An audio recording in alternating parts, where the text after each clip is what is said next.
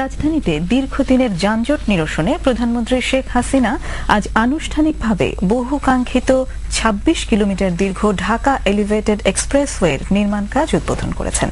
এ উপলক্ষে বনানী আর্মি স্টেডিয়ামে আয়োজিত অনুষ্ঠানে পানি বিদ্যুৎ ব্যবহারে সাশ্রয়ী হওয়ার পাশাপাশি সড়ক দুর্ঘটনা এড়াতে নিয়মকানুন মেনে চলার জন্য নগরবাসীর প্রতি আহ্বান জানান প্রধানমন্ত্রী শেখ হাসিনা। বিস্তারিত জানাচ্ছেন সাখাওয়াত মৌন।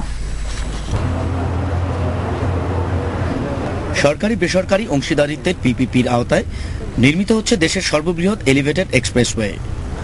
প্রধানমন্ত্রী শেখ হাসিনা এই Dhaka elevated expressway ground breaking এর আনুষ্ঠানিক উদ্বোধন করেন।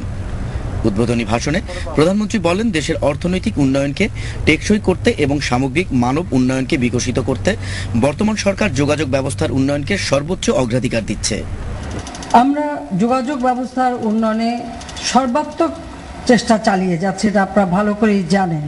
কারণ আমাদের লক্ষ্যটা হচ্ছে দেশের অর্থনৈতিক উন্নতি, এবং আমরা বিশ্বাস করি যে যোগাযোগ ব্যবস্থার উন্নয়ন করতে পারলে সার্বিক উন্নতিও ত্বরান্বিত হবে এবং দেশের মানুষের আর্থসামাজিক উন্নতি হলে পরে মানুষ একটু সুখে থাকবে, ভালো থাকবে। আমরা আমাদের লক্ষ্য দারিদ্র্যমুক্ত বাংলাদেশ গড়ে তোলা, আমরা সে লক্ষ্য অর্জনে সক্ষম হব।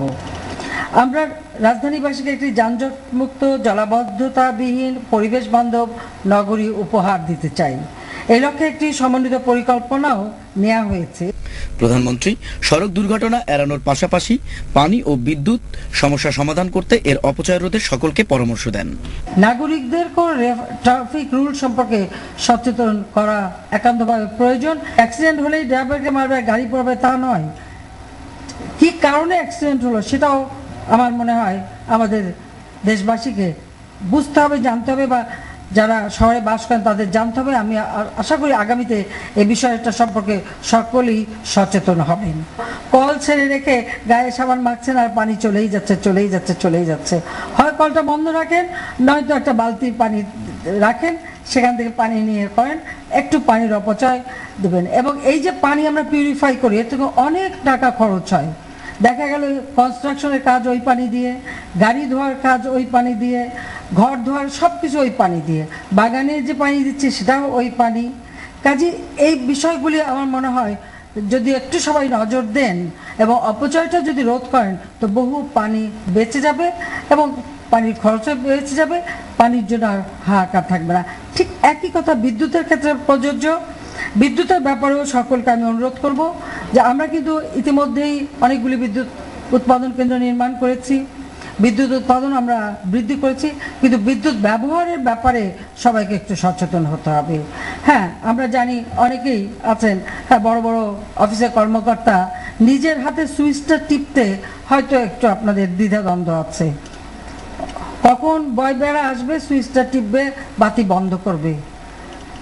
কিন্তু আমি প্রাইম মিনিস্টার হিসেবে আপনাদের বলে রাখছি, আমি নিজে কিন্তু যখন আমার ঘরে ঢুকি আমি নিজের হাতে সুইচ টিপে বাতি বন্ধ করি বিদ্যুৎ সাশ্রয় করার জন্য, এবং যখন বের হই তখনও করি।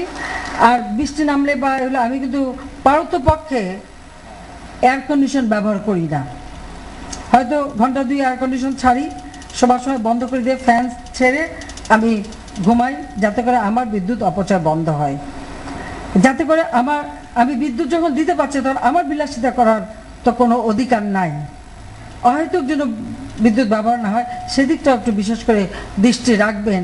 আর যে যখন স্কুল হোক, কলেজ হোক, অফিস আদালত, নিজের হাতে ওই বিদ্যুৎটা একটু বন্ধ করে কিছুটা বিদ্যুৎ সাশ্রয় করে, মনে রাখবেন আপনি যতটুকু বাঁচাচ্ছেন ততটুকুই দেশের সম্পদ সাশ্রয় হচ্ছে, তত বেশি মানুষকে আমরা আরও বেশি বিদ্যুৎ সেবা দিতে পারছি। কাজে এগুলি আমার বিশেষভাবে অনুরোধ। আমি অনুরোধ করি তখনই, আগে নিজে সেটা করি, তারপর সবাইকে অনুরোধ করি, নিজে করে দেখি যে হ্যাঁ আমি করতে পারি, তারপরেই কিন্তু আমরা অনুরোধ করি।